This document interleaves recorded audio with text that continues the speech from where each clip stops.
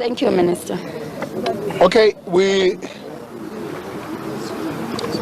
Commissioner, I think it would be a fair thing to come on phone.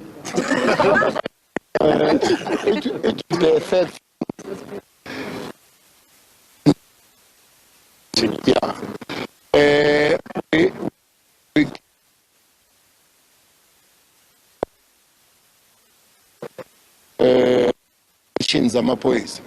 But maybe in the shortest possible time, let's come back and meet the community and listen.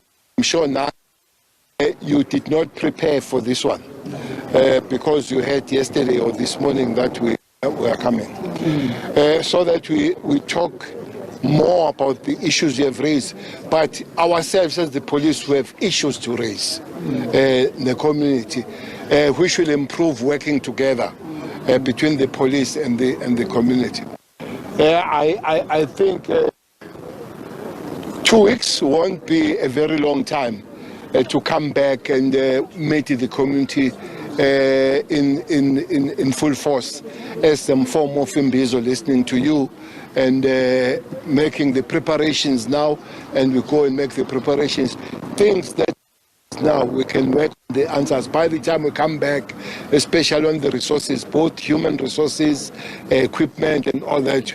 We might be able to the answers as we come back in this particular time and be able to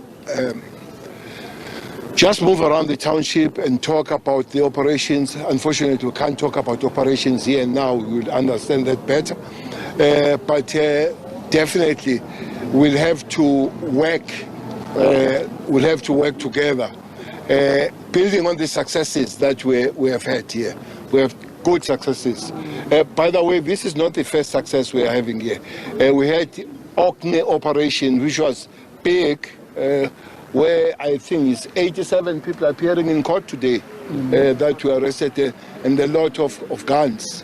And indeed, somebody is saying how many guns that are there, we don't know. But what we know, there are guns. For the fact that we have found so many guns here, I've never seen at one time the arrest of 15 AK-47s. I've never seen that before.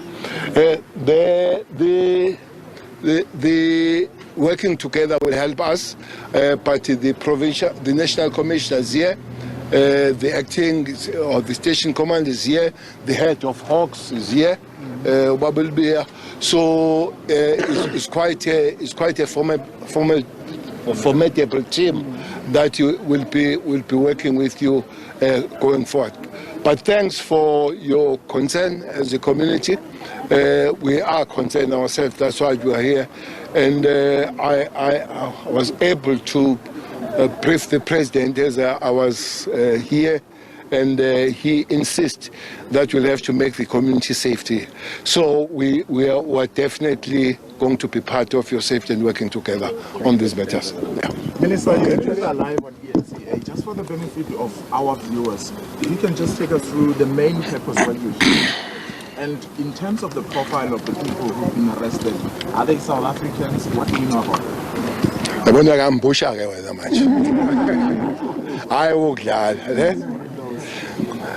No, police have been operating here, around here. As I've said, that there was an operation. Was it August? October, there was a big one where about 87 people were arrested. Unfortunately, there was a resistance there. There was an exchange of fire, and 6 of them died. We were prepared for that today. Fortunately, no, there was no resistance this time. And 20 of them were arrested, those people, with 15 AK-47s, with 6 hunting rifles. Some of those they've broken in different houses and they've stolen them there. And we have had 2 pump guns and one RU5, which is filed out in terms of the number, so we'll be able to trace it. Last time we found about 4,000 rounds of ammunition. This time we found 6,000. round of ammunition, with sealed boxes, 6 boxes of AK-47s coming from that country where they are coming from. 20 people that are arrested. I think the big number of them are Basotho, from Basotho nationals, which will be about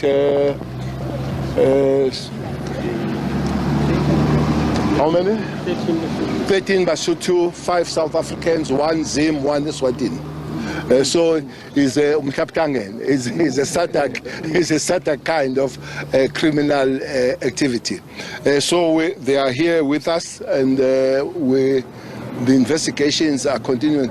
But what we can say is that these results we have yielded is because of the good work the police are doing.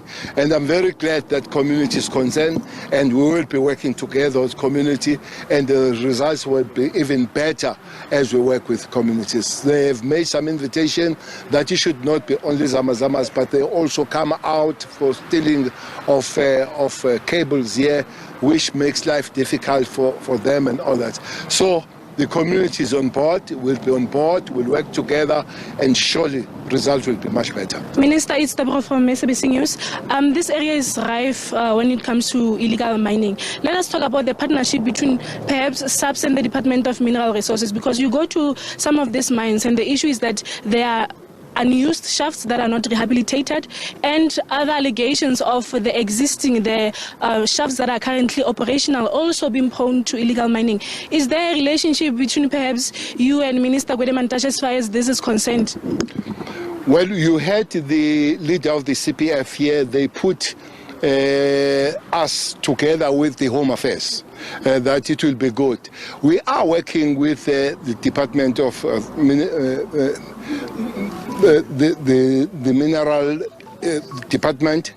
There are things that they're supposed to do, and we are things that we're supposed to do. Well, I'm told that around Gauteng, I don't know how many here, there are 6,000 of these open shafts that they'll have to close, because indeed if you arrest them, the new one will come. We believe here we arrested quite top guys. We arrested the governance of that. All of them had cellular phones. These guys were arrested. They had Wi-Fi. Most of you are running around crying for Wi-Fi. They had Wi-Fi, those guys there. So they're quite organized. They have cars and all, arrested cars and all that kind of stuff. So it cannot be the police or law enforcement alone that are dealing all these departments, Home Affairs, as she says, but the Department of Minister Gwede will have to play a very big role, together with Home Affairs, because some of those people will have to be taken back, those that have not committed crime, but also with the local government, because some of these mines are handed over to local governments, and then they'll have to work out in rehabilitation, but also the owners of the mines will have to come on board in terms of rehabilitation of these mines, because they leave them for the rest of us, and they give a lot of problem to all of us. Just a final one so that we don't keep you for long. An update with regard to the DNA test that were done regarding the gang rape of the 8 women in Gauteng. How far are we in that regard? In Klerksdorp, 14 of those guys were positively identified by the victims.